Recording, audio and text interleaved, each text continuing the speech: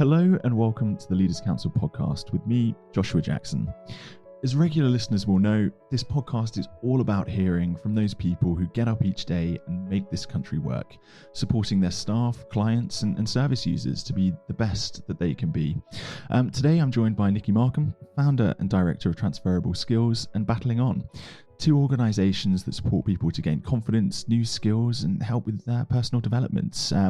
Transferable Skills, working with young people who have fallen outside mainstream education, and Battling On, working with veterans of the armed forces to help make the transition from military to civilian life. Both of those, having had to adapt very much to circumstances over the last 18 months, some more recent, than others. But, Nikki, how has everything been? Challenging, to say the least, over the last 18 months. We've pretty much been fighting a rearguard action. We've seen a huge increase in numbers, particularly within the veterans needing support. I've never seen anything like it. Primarily, we're based on the Devon-Cornwall border, and within Plymouth, the main services, Help for Heroes and the Royal British Legion, unfortunately closed their centres during the COVID period and have subsequently announced that they are remaining closed permanently. They're providing outreach support, which meant that ours was the only organisation that was actually open to veterans. So as you can imagine, we had people banging on our doors and the phone ringing day and night. So very, very challenging. And likewise with the children, we work in a very deprived area. So we were having to deal with food poverty, increases in mental health issues, and trying to get IT equipment into homes that obviously didn't have it so that children could get their education. So yeah, very difficult time.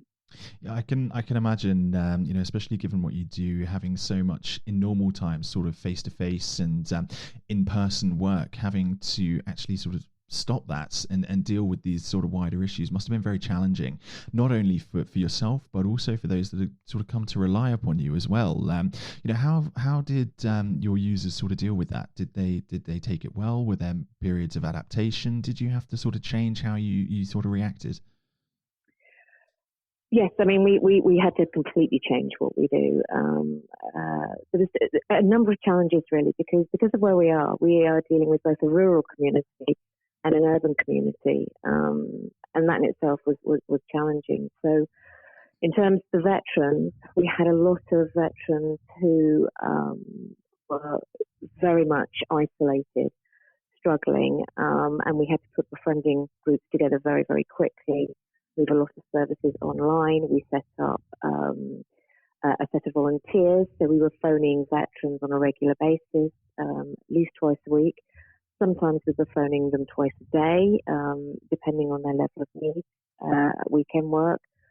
So from that point of view, very difficult. We were also sending out food parcels and activity sets. I think we sent out over 500 parcels which contained jigsaws, models, growing kit, art kits, to just try and help people fill their time in a constructive way. And then we do Zoom lessons to support them. In terms of the rural isolation, we had a lot of people who were frightened to access public transport. So getting food to people was also a real problem because they were going out. And a lot of the kids that we work with, young people we work with, are classed as vulnerable. So there was a huge challenges around the social norms of, washing hands, disinfecting, mask wearing, which a lot of autistic children in particular just couldn't come to terms with. So parents were really locked down. So it was very much time of adaptation and innovation, moving lessons online, following the phone calls, actually sometimes in person, dropping off parcels and standing at a distance and making sure that they had everything they needed. So yes, difficult. And you bring up some interesting points there. The people that you're working with are classed as in that vulnerable category, whether that's from a sort of a physical or mental disability, whether that's from having to adapt to different ways of life and dealing with, especially in the veterans case, the mental issues that come along with the transition from military into civilian. Do you think that there was enough sort of supports for your organisation from local council, from other support users, from governments to be able to give you the necessary tools to adapt, or do you think that was something that was sort of lacking a little bit?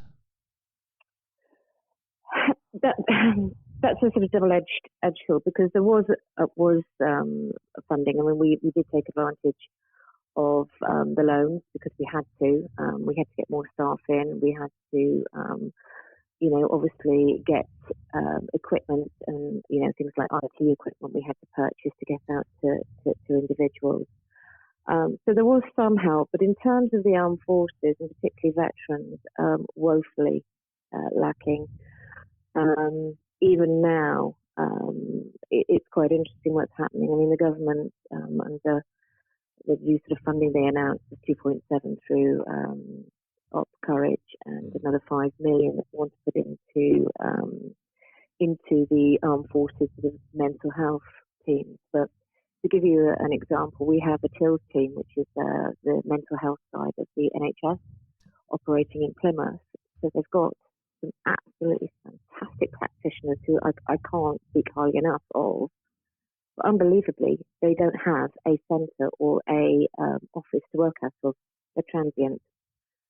So, if you're working with people on the streets or who have drug or alcohol issues, it becomes very difficult to find places to actually work with them. And obviously, it used to be that they could meet for a coffee or what have you, but obviously during COVID, everything locked down, that was an issue. So there is a lot lacking. 5 million won't even touch the size of what we're dealing with. To give you an idea, on an average year at any one time, we'd have about 10 to 12 veterans that we were supporting. Yeah. We have now in excess of 90 incredibly complex needs.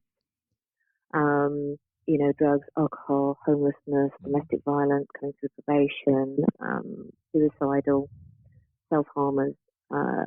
So it's a big problem. And unfortunately, the answer seems to be in technology, and part of this 5 million is investing in more user-friendly apps and websites, what have you. But I can tell you, working at the front line, the veterans in crisis don't use apps, they don't use websites. They want face-to-face, they want to be able to look someone in the eye, and half the problem is they're sick of being transferred from one organisation to another. There is no holding the hand the whole journey, and that's where the money needs to be invested at grassroots with people that are actually working and talking with these veterans, and not in systems with the larger charities that have basically moved everything online. Yeah. What's happening with the government funding is quite interesting. A lot of the bigger charities and organisations are sort of complaining that they haven't been able to get out and do their fundraising. So just recently we've had a spate of funding come down through the Covenant, and the emphasis where it used to be on small projects with little grassroots organisations such as ourselves, they're now asking for strategic fit and for large charities. So essentially we're all being frozen out of some of the funding that was so vital to veterans. That said, though, the Armed Forces Community Fund Trust has been amazing, but they're not given enough money by the government to support everything they want. Absolutely. And given the fact that you've already said that some of the larger aid organisations, Help for Heroes, and are shutting down or not reopening their centres around you, it must be quite disheartening, the fact that you're not seen as a big enough organisation, whereas in actual fact you're the only one in the area. Has that been a struggle to sort of come to terms with, the fact that you're not being recognised on the level that you should probably be?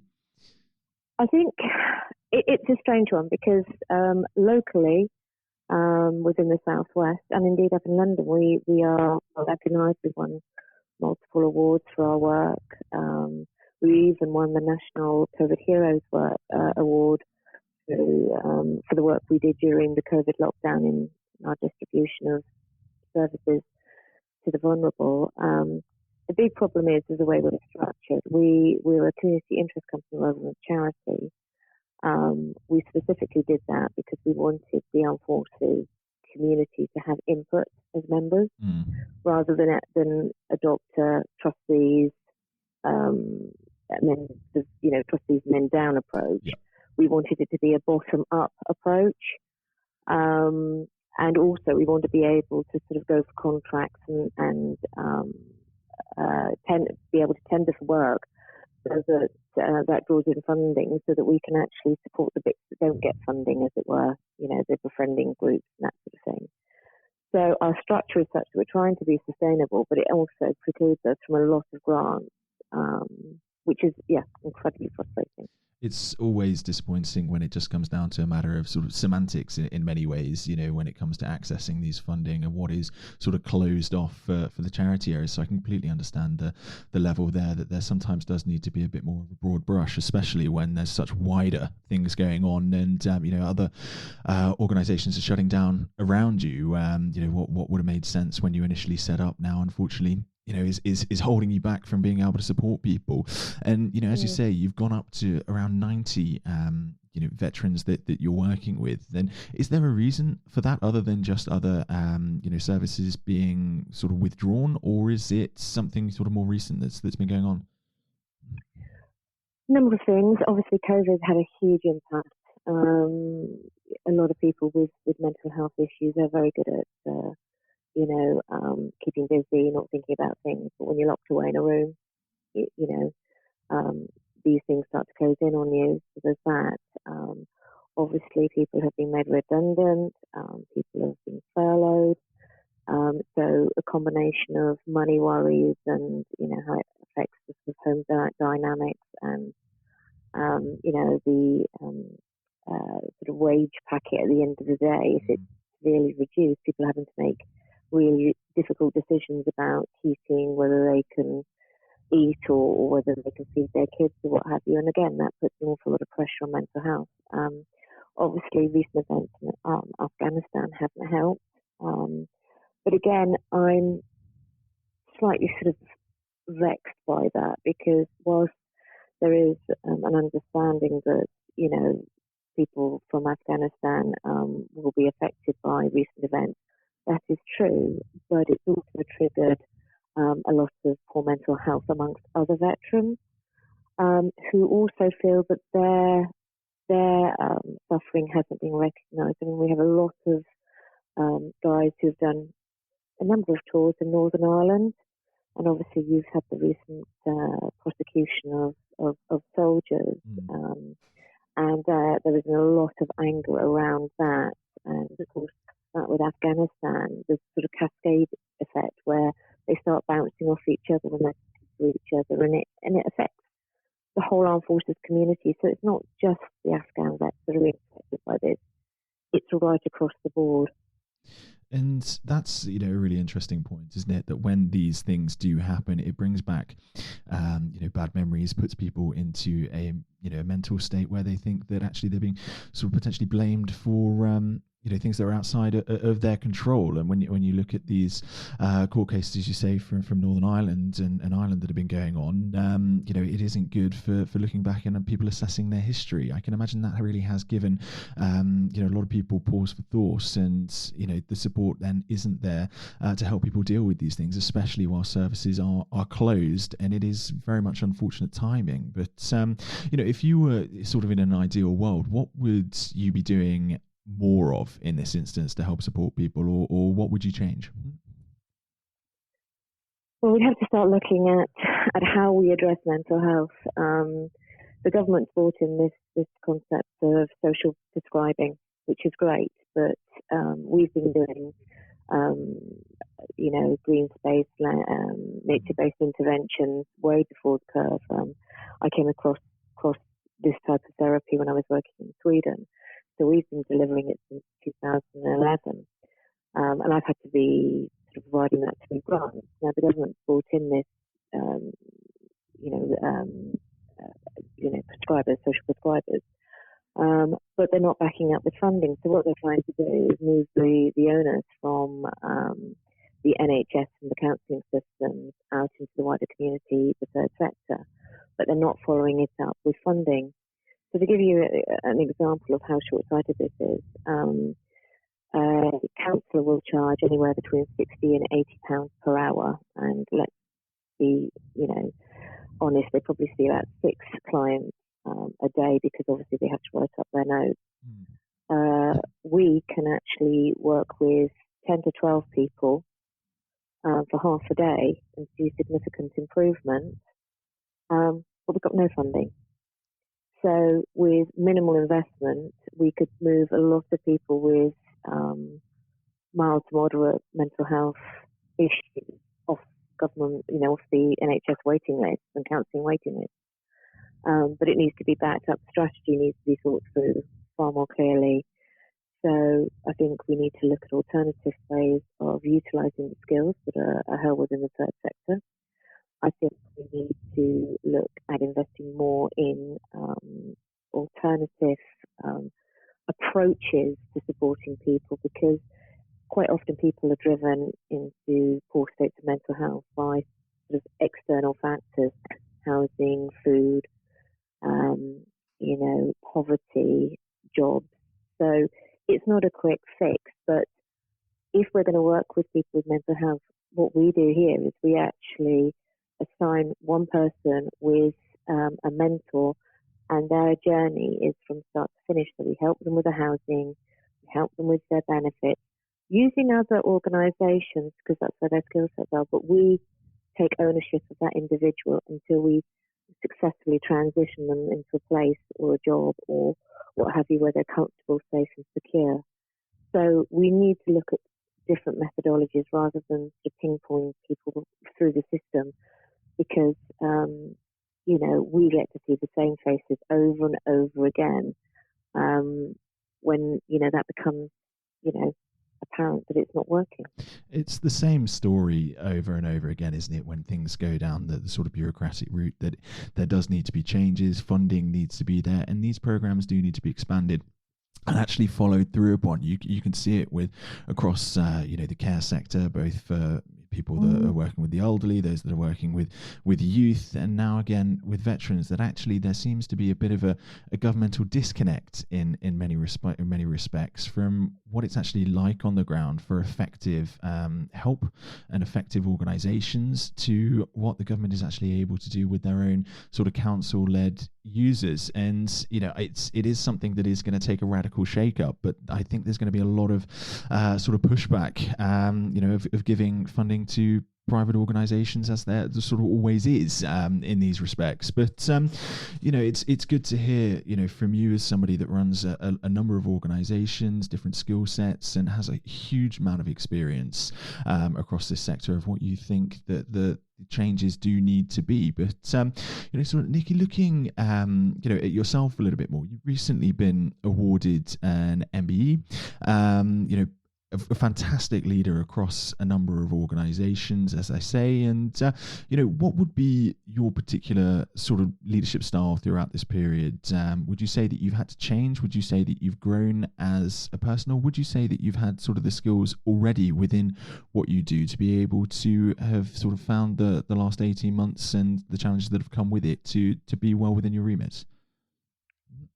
I think I have changed. I think all of us have changed who've experienced the last 18 months. I think we've got to be very cognizant of our staff and the impact it's had. I mean, I've certainly noticed across the board the impact it's had, particularly with the challenges that many of my guys have to face. They dealt with some really very troubling stuff within family units, or dealing with suicidal cases. So we've had to be very mindful of both staff. We've invested a lot more in staff training, trying to actually be aware that, families also are suffering because of, bereavement. We've had people that have suffered COVID and had some very torrid times. So we've had to be flexible. I've had to make sure that the team is agile as possible. And I think, I've had to rely far more on my senior management team, and I've had to relinquish control, which I found hard, I've got to admit. I do like to micromanage, and to be honest, they've really stepped up to the mark. I've also invested in really good quality staff. I think that's really important, getting the right people in. So to give you an idea, we have grown 50% in terms of our staffing over the last 18 months just to deal with the need on the ground. So that was a challenge, bringing people in, but we were far more selective about who we employed. And I do believe that there is an element of you have to lead by example. And whilst, it's a standard joke that, I'm always the last one to turn the lights out because I live on site and I live where we work. I do believe that morally and ethically you have to abide by the principles that you adhere to business. We are a social enterprise. We are firmly rooted within our community, and I think you do have to lead by example in terms of, if you're asking a community to engage and buy into your organisation, then you have to reciprocate by working at community level. So we made a real effort to go out and find what was needed by our clients, as so-called beneficiaries, what people wanted, what people needed. And in turn, that has helped us grow, and we have a much bigger market presence as a result of working. We've had to be very innovative in our approach and very flexible. And I think these are all skills that are vital in this day and age, particularly where I strongly suspect we're going to have some form of black swan event coming up on us with the convergence of the impacts of COVID, shortages, fuel prices, fuel shortages, and inflation. I think, as usual, the people that are going to be hit hardest are those that are least able to afford to be able to pay the bills. Well, that was all very, positive about the team building and, being able to sort of give a little bit more, less of that control, give a bit more control to those around you, expanding the team until, you decided to say that we were going to have a Black Swan event coming up. And whilst I do very much agree with you that things are converging, I don't like to think about it, to be perfectly honest. It's, something that needs to be planned for, but let's hope that, that doesn't happen. There's enough that's going on as it currently stands. But obviously you work an awful lot with volunteers as well. Do you think that over the past few months that volunteers have been stepping back or wanting to sort of work more rather than sort of the paid team, the employed team? To begin with, we had a big influx of volunteers, but as obviously lockdown progressed, we had a bit of volunteer fatigue, which is inevitable. And then obviously as the market started opening up, we're sort of dropping off to get employment. But what we've actually found is that we've invested a lot in training with the volunteers, and we've sort of banded them. So we have those that are in a position where they are retired or local, and they can give more of their time because they work flexibly. And then we have people that are light touch, so they have a specific interest. So we opened up to dementia groups and to the elderly to try and reduce social isolation. So we have people who have specific interest in that. So we've given them the training and empowered them, and they actually then regularly contribute. And what is nice is they actually tend to work amongst themselves as volunteers because they've created their own social networks. So they fill gaps between them, and they'll come up to me and say, "Don't worry, we've got it covered," which is wonderful. And certainly, within the third sector, we couldn't do anything without our volunteers. So we are so grateful to them. That's great as well that you are actually investing in volunteers. A lot of organisations don't do that. Volunteers are people to sort of turn up and help with a particular project or a particular day or a particular thing, but actually having those long-term relationships can really help with not only the sort of ethos of the organization, but the quality of it as well. And that's something that's really important. And it's really good to hear that that's been a priority of yours, being able to upskill people and give them confidence to do their best. But if you're sort of looking ahead now, it seems that we are turning a corner with COVID, that things are getting back to that sense of openness and that sense of normality, especially being able people to go into work or access things that they need from government and health and sort of mental health organizations. But do you have anything that you are looking to do that's new? Are you going to be carrying on with anything that you've been putting in place over the last sort of 12 months, or are you going to go back to what you were doing previously? We constantly change. The beauties of my position is that we are constantly assessing what is happening at ground level, and then we're overlaying that with what's happening across society, government changes, and what have you. So we're always looking for where the next gap is going to occur, where people are going to need support, and we are currently working on a very interesting project surrounding food poverty, where we are, it's combining food poverty with climate change, and we've created a research market garden where we're looking at crops that will be sustainable, because we are in an environment that relies on agriculture and particularly market gardens. So we're looking at developing crops that can cope with the changes to the climate, but we're also looking at an interesting concept of business in a box, which is hydroponics, that we can actually with Plymouth University, hopefully we're going to scale down what is happening now to be affordable at community levels, so that we can produce fresh, green, healthy foods at affordable prices, reducing food miles and our reliance on exports. So that's a project that we're working on the side, which is obviously going to provide training and employment avenues to those that are coming through our system. That sounds absolutely incredible. A really interesting sort of side project you've got going on there, tackling so many issues that actually are wider in the globally, especially as we come up to sort of COP26 and the environmental movements, but also being able to use your current service users and the people that you work with currently to sort of funnel them into that project. That sounds very exciting. And it's been an absolute pleasure sort of hearing from you over the course of this talk, Nikki. Some really interesting points I think have been raised, especially when it comes to the support levels that can be needed, changes to helping people get out of the armed forces and adapt to sort of civilian life, as well as then your sort of plans for the future and personal leadership throughout. So I'd very much like to thank you for coming on today and sharing a little bit of your experiences, and it'd be great to have you on in a few months, or midpoint of next year, once hopefully everything's sort of behind us, and we can hear a little bit more about your projects and how you've adapted in a short space of time. You're welcome. Thank you, Nikki. Thank you ever so much. Goodbye. Goodbye.